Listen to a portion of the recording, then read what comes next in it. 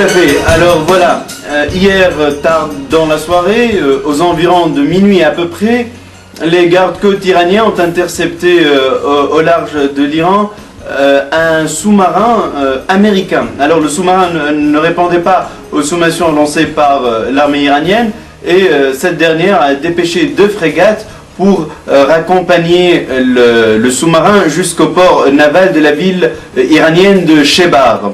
Alors, en ce moment, les toutes dernières nouvelles qui nous parviennent, si elles sont avérées, font état d'un navire de type Virginia SSN 774. Alors, il faut savoir que ces navires sont la toute dernière génération de sous-marins américains qui sont équipés d'un équipement nucléaire.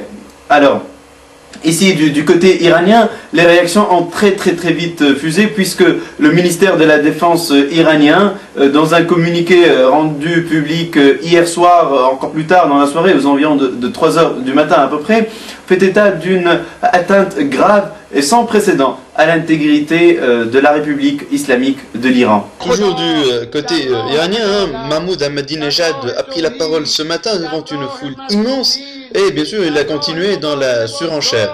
Tout en pointant les États-Unis, il a affirmé que son administration pensait sérieusement à fermer le détroit d'Ormuz. Du côté américain, on affirme qu'il s'agit d'opérations habituelles entreprises avec l'accord de leurs alliés et les menaces d'Ahmadinejad ne sont pas tombées dans l'oreille d'un sourd, puisque Hillary Clinton a mis en garde contre toute fermeture du détroit d'Ormuz et a exigé la libération immédiate et sans condition de l'engin ainsi que de l'équipage à bord. Les réactions internationales, vous l'imaginez, n'ont pas manqué de fuser.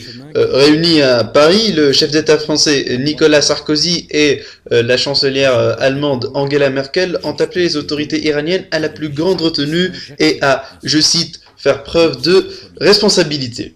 Enfin, le secrétaire général des Nations Unies, M. Ban Ki-moon, a appelé le Conseil de sécurité à se réunir immédiatement en vue de trouver des solutions à la crise. Il a par ailleurs appelé toutes les parties prenantes au calme, la moindre précipitation ayant des conséquences majeures.